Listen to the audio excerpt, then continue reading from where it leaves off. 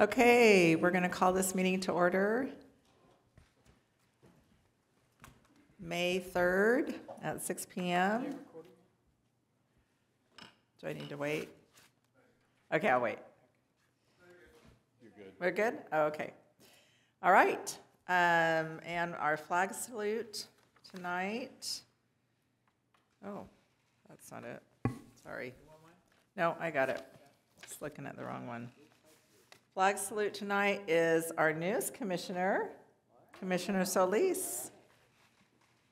Please stand. Place your right hand over your heart. Ready? Begin. I pledge allegiance to the flag of the United States of America and to the republic for which it stands, one nation, under God, indivisible, with liberty and justice for all.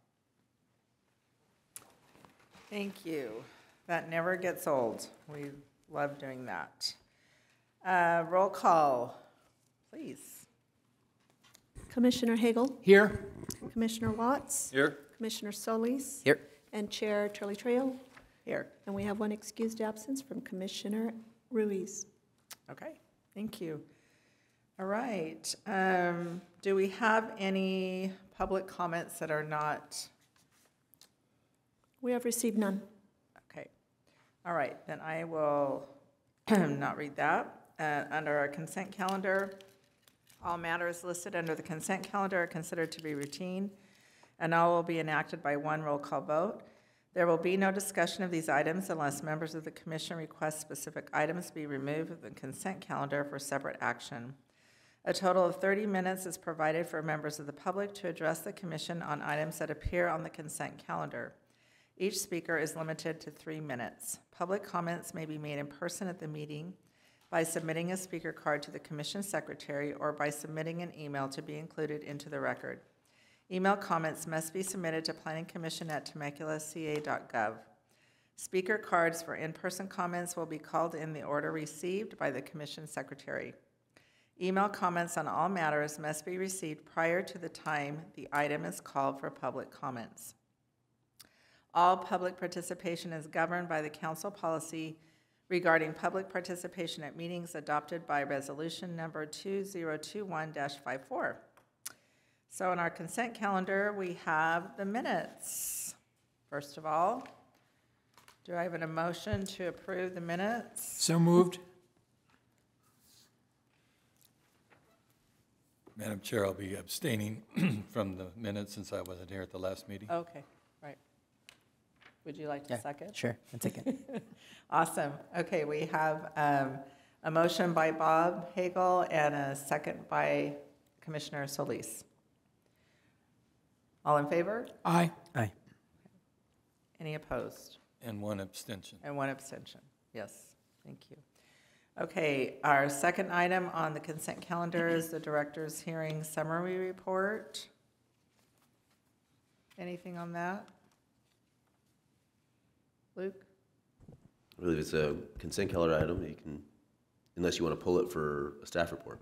So they can all, yeah, that we could have done them both together, but Oh, this that's is- true. yeah. That's true. Sorry. All right. So do I have a motion to approve the director's hearing report? I guess, sorry. To approve the director's hearing summary report, since I just said the agenda. So I'll make a motion to approve it. And a second. All right, awesome. All those in favor? Aye. Aye. Okay, I'll do that better next time. All right. Public hearing. So do we have any public comments tonight?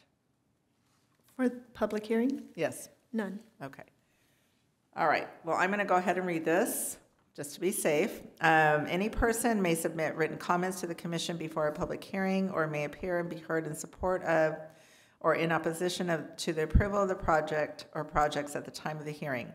If you challenge any of the projects in court, you may be limited to raising only those issues you or someone else raised at the public hearing or in written correspondence delivered to the commission secretary at or prior to the public hearing.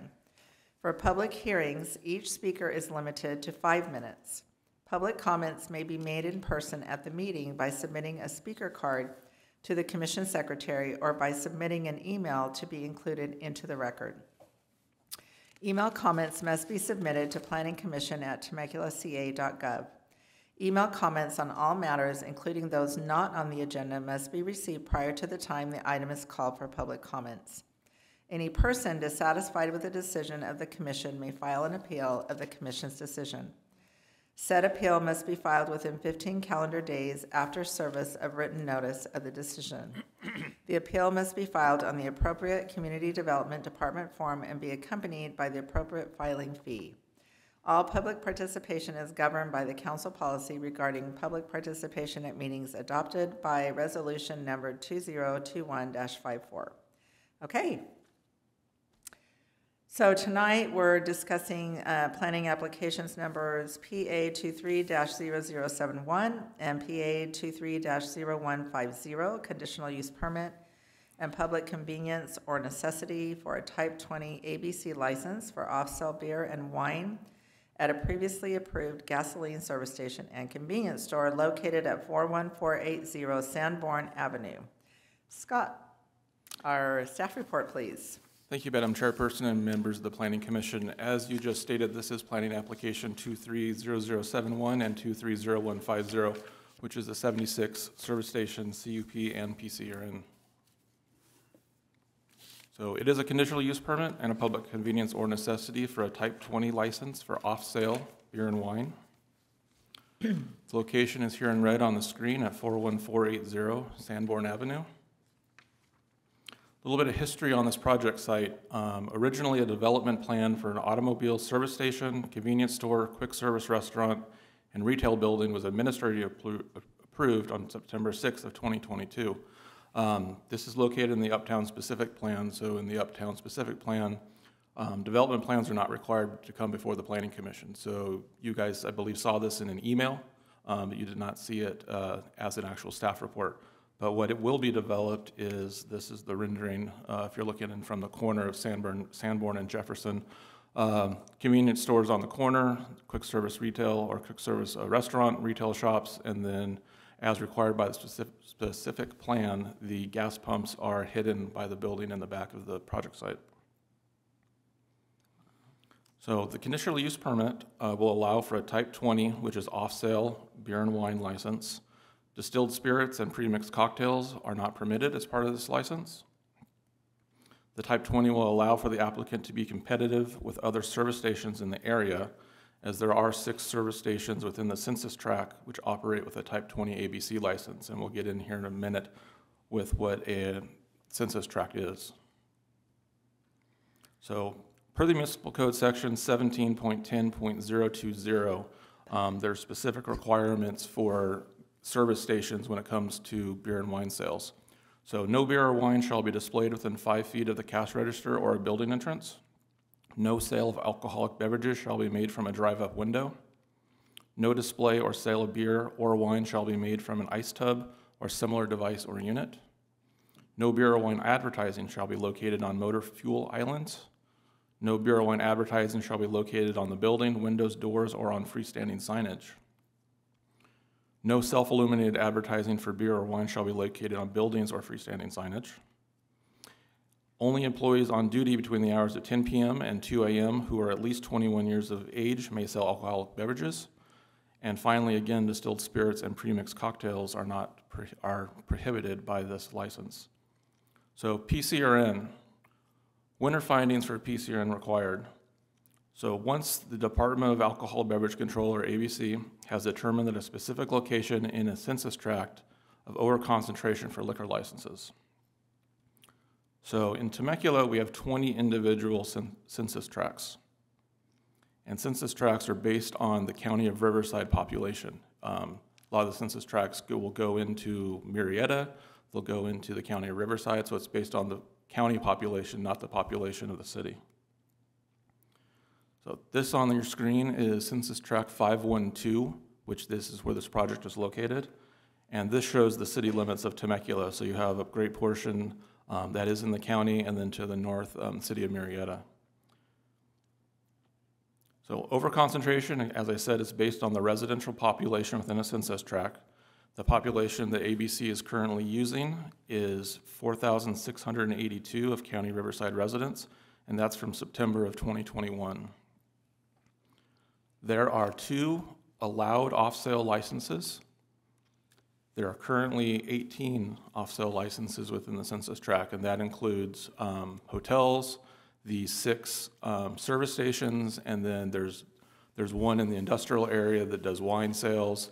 There's a couple other shops that have off-sale.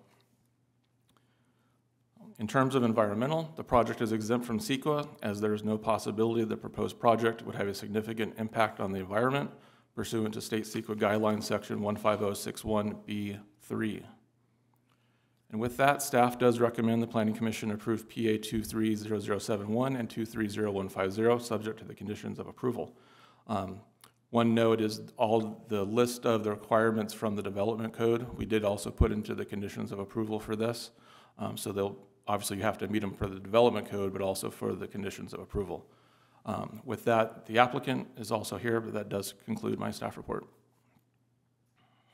Thank you, Scott. Questions for staff, for Scott? We'll start on this end. Bob? The Jefferson, this is off of Jefferson. Correct. The Jefferson corridor area, how many other type 20s are there?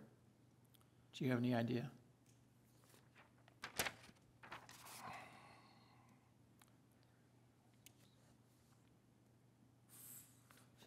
16 of the 18 are type 20s. 16 out of the... That's for the census tract, not just Right, yeah. Jefferson.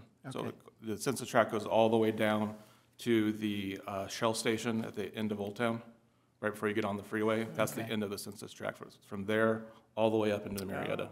Right, yeah, okay. Is that it? Gary?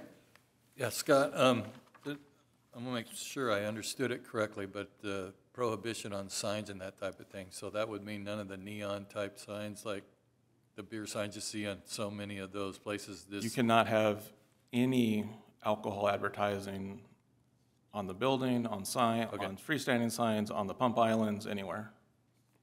Perfect, thanks. Fernando? Yeah, I had one question.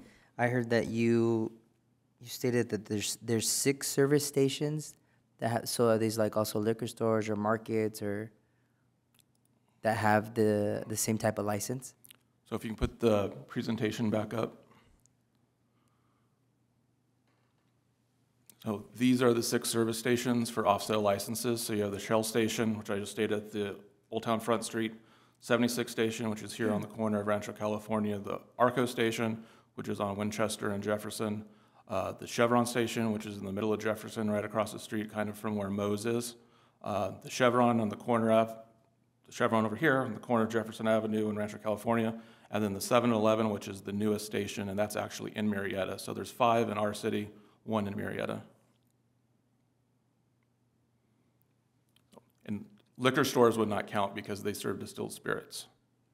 So with the type 20, you can only do the beer and wine. Okay, that was my only question. Thank you. Anybody else have any other questions? I just had one. Can you go back to the census tract slide, please?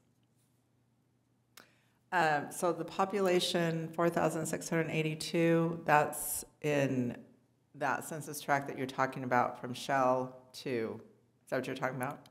In the entire census tract, not just in our city. So from the Shell station all the way to just into Marietta, plus basically all of Duluth gets covered in it. So that's okay. where the residents are coming from, because we don't have that many residents on Right, until that's what I was wondering. until Uptown starts to develop more with the residential that has been approved.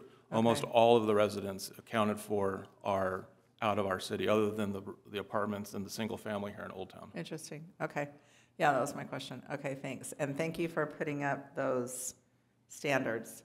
That was great. Any other questions for staff before we open the public hearing? I do. I have one more question. Okay. I'm sorry. Can you go back to that map, please? This one?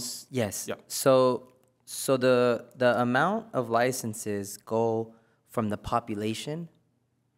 So in this area, if there was maybe double the population, then double the amount of of these beer and wine license would Right, be allowed. It's one license per 2,500 residents.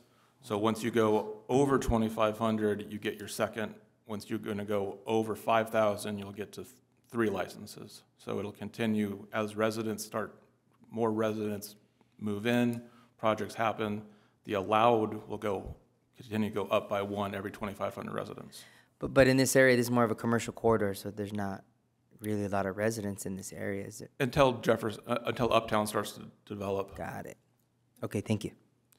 And I mean, we have 3 apartment projects that are either under construction or just about to be under construction, so there's going to be residents coming in. Right. So this is more planning for the future. Okay.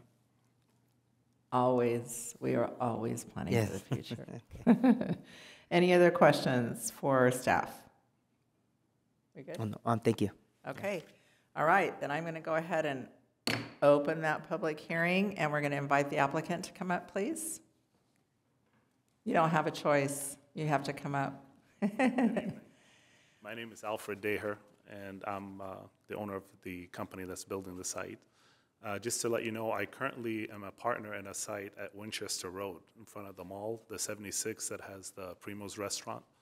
So if you go by there, you'll see we don't have signs anywhere because Which restaurant is there? Primo's Mexican restaurant, Oh, the okay. drive-through. So we own the store there that's called Fuel Up, and then the 76 gas right Okay, in front of the mall. that's good to know. But even before the ABC came up with the whole no signage, we don't put signage. Because my first station in Yorba Linda is about 3 miles from my house. So we wanted to make sure there was no signs everywhere that the kids going to school can see, Yeah. beer, beer, beer. Awesome. And that was back in 2000. So as the state has caught up with all these plans, we were kind of already there.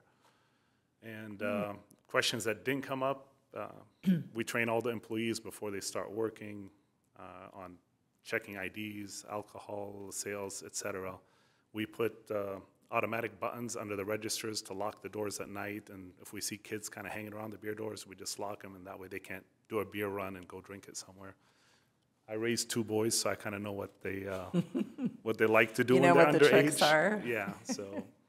But other than that, we hope you guys will approve it, and we'll build a nice site. There's going to be 5 little retail spaces next to us, and it's a big project, so I look forward to doing it. Okay, any questions for the applicant? Go ahead. I know this is something I know this is the CEP for the beer and wine. I didn't get to see more like the plans of how this looks and it's everything. already been approved. So I do have a question. It's not really, it's more of a comment. Since you have other stores, Yes. what do you think about having like music outside, like, that very small?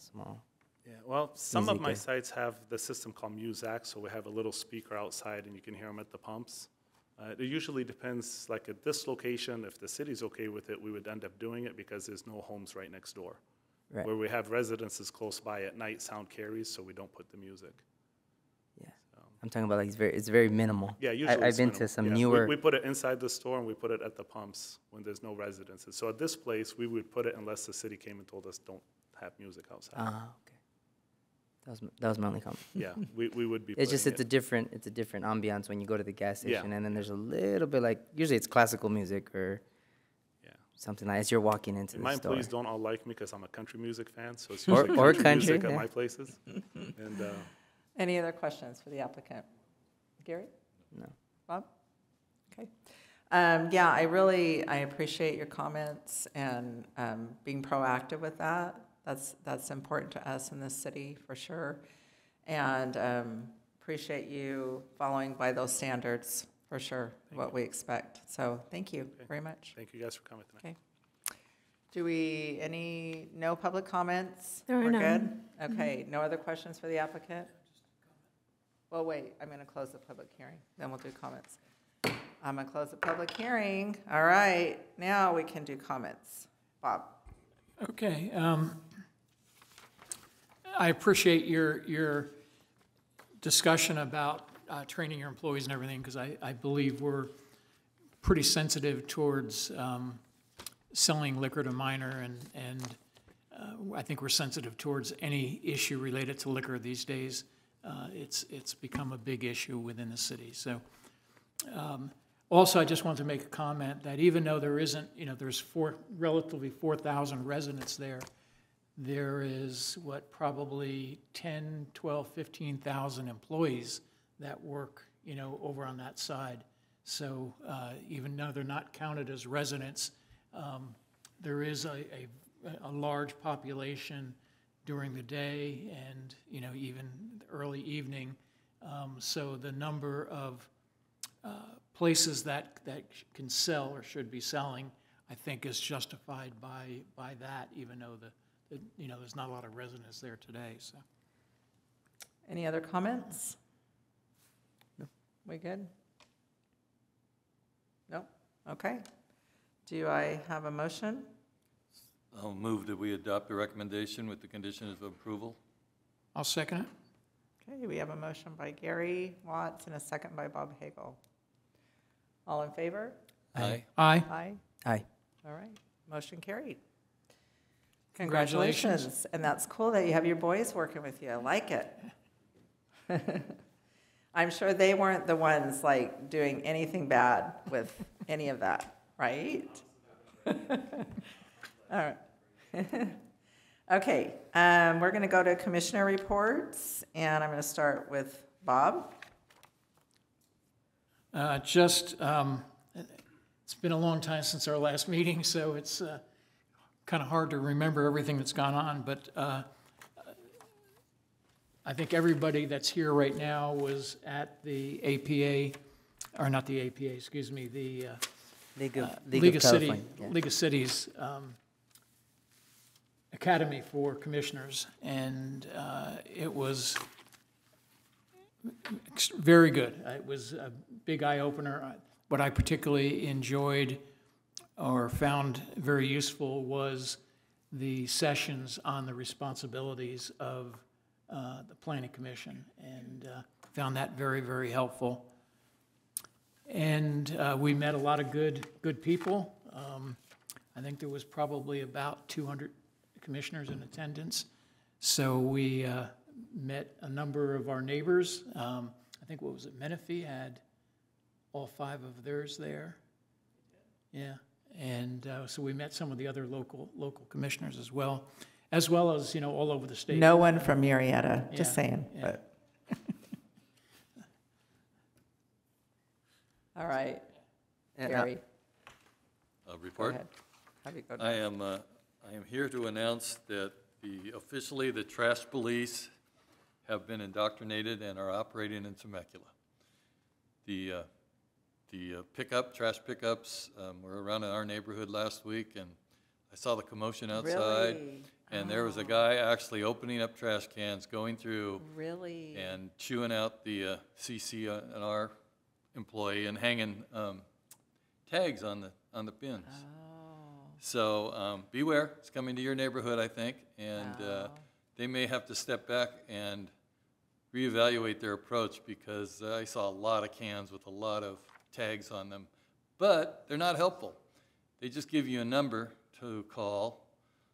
So for instance, if you had a question about, does this go in recycle, green, or trash, you'd have to spend probably 2 hours online or somewhere to find out that particular item belongs in that or not. So I guess the lesson there is watch what you put in your trash can and beware, because they're watching. And I remember when this first came up a couple of years ago, and people said, well, they're not going to go through trash cans. Well, they are going through trash cans. Welcome to 2023. Cameras are next, right? I'm sorry? Cameras are next. Maybe. Anyhow, I would expect that there's probably complaints coming into the trash company, and I guess after reviewing one of the city manager's emails, apparently they must have got quite a few calls on their mix-up on trash pickup, because there's been very inconsistent application of pickups, at least that I've seen. So anyhow, that's just a little thing that's happening that some people may not be aware of, and if they do, at least they'll know why it's there. I assume it's all meant in good intentions to try to help people put these things in the right thing. But as a person who's recycled for going on 60 years now, it's kind of insulting to me when they go through trash cans and spot one piece of paper that may belong in another one. But maybe their approach is just a little bit heavy-handed, I don't know. Anyhow, I just thought I'd report that because it was news when I saw that happening, and I'm sure other people probably have questions too, like what are all these people doing around the trash cans? Anyhow, that's, you had asked another thing, but you're gonna call for that later, right, regarding our, The subcommittee, yeah, that'll be later. and the insights to the, No, you can do that Academy? now. Insights to the academy, yeah. okay. Well, Lene had asked us to kind of encapsulate our impressions and what we got from the Commissioners Academy. And, you know, I gave it a lot of thought, and it's very frustrating, as staff well know, some of the things that are put on the city regarding planning issues. And sometimes I swear it seems like the legislature, the California legislature, is responsible for most of this stuff that comes down the pike. They must be living in a different world as far as I'm concerned, because some of the things that they push are unbelievable. So what I took away from that was that more of that is coming. I think I wrote down 6 bills in the legislature right now that have to do with basically exerting state control over local control on planning issues. So that's just the beginning. I have a feeling, I hate to be a doom and gloomer, but it doesn't seem that they're lightening up at all. They're only going harder after these issues. But for some reason, none of this seems to be curing the problem. So maybe they'll try a different approach. Anyhow, the other thing I took away is that there's really two Californias in a lot of ways. There is, as Bob mentioned to me earlier, and I agreed with him on this, there's Los Angeles, and there's San Francisco, and probably Sacramento, and maybe San Diego, and then there's the rest of California.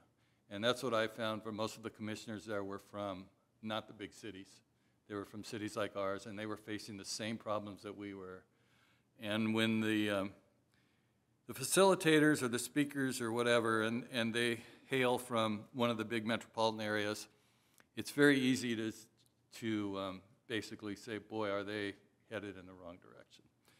So I don't know how to fix that. It's just an observation. The other thing I see is the Northern California, Southern California split. And I got that from talking to people, the way that some of the commissioners from Northern California approach things versus what I would grossly characterize as Southern California approach are vastly different. And a lot of it has to do with maybe past actions that had created ill will primarily to housing. And I noticed a real interesting observation on the age groups of the commissioners. And there were quite a few younger commissioners, and I was pleased to see that. They brought a lot of energy and new ideas, and a lot of new ideas. But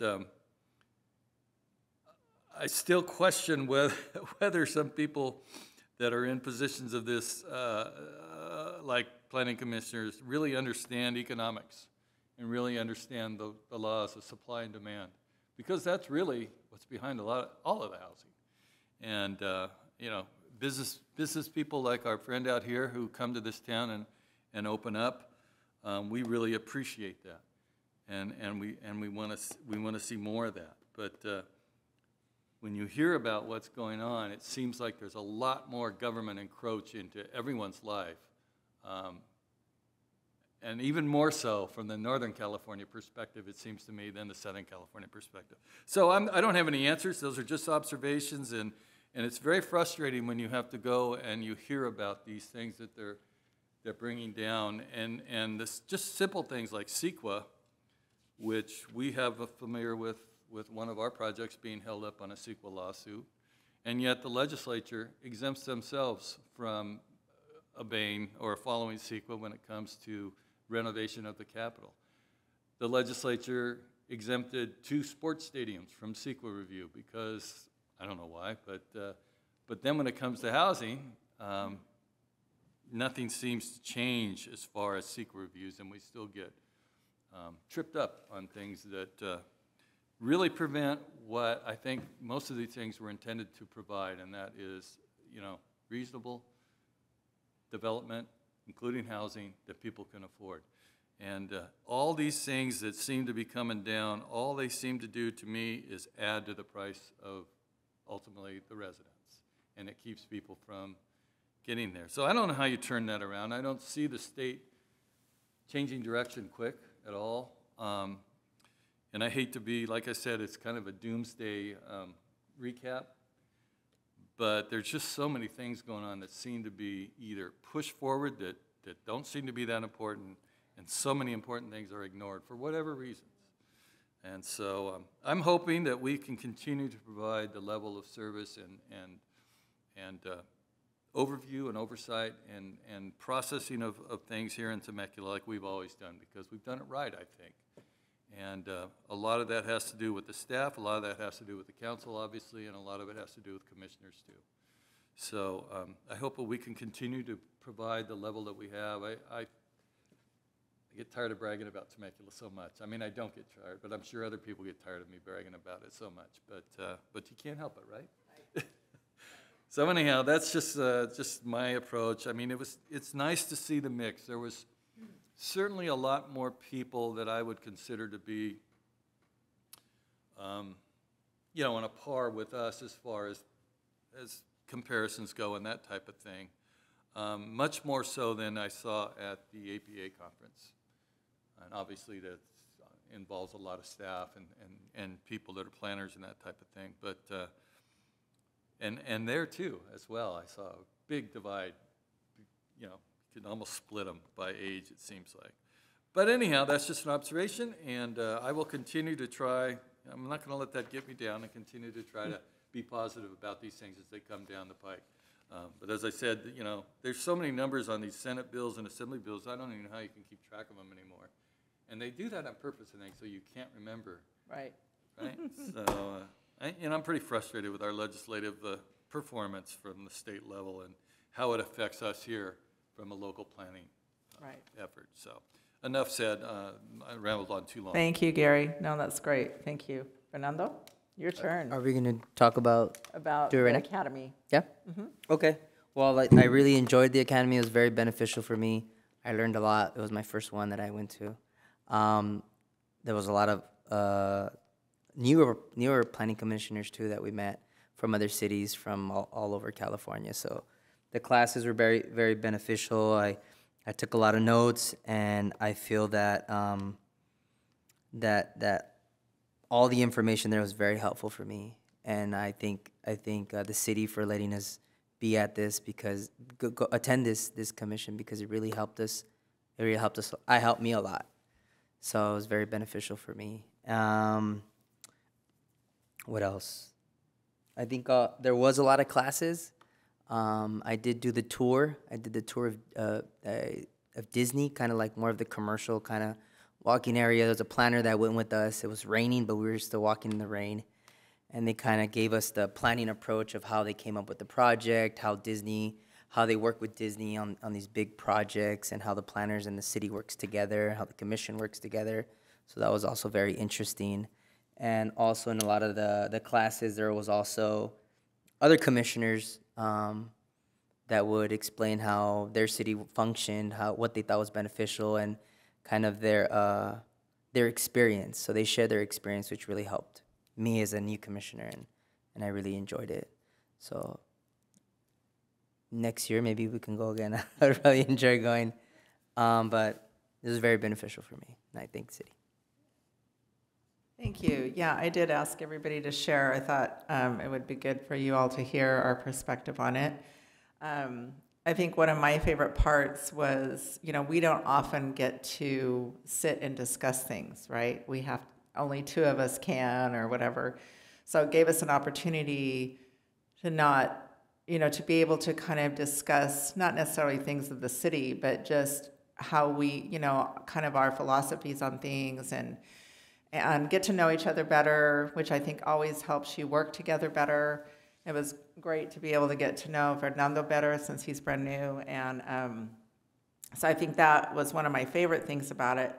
I also, I was really impressed that Menifee had all of their planning commissioners there. And because they're, it's different when it's just planning commissioners there. It's really, you can see who's there and who's not there, right? When it's bigger, people get lost. But a couple of things that stood out to me for a planning commissioner is for us to really listen and give reasons why we are making the decision we're making.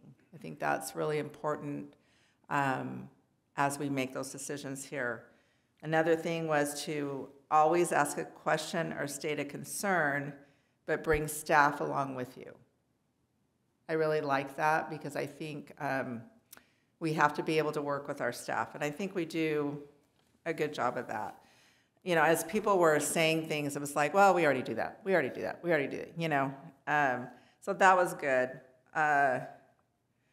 One thing that I heard a lot was, stay in my lane. You're not elected. You're appointed, and don't speak on behalf of the city. So I took that to heart. Never share how you're going to vote.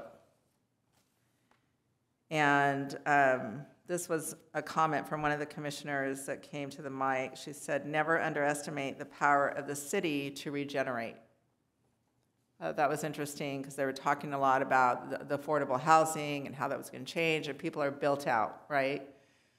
So the point was that you're not built out. You're not ever built out, that there's always ways to regenerate things. Maybe that's a good thing, maybe that's not. Gary talked about the legislative part of it, and that was a big deal.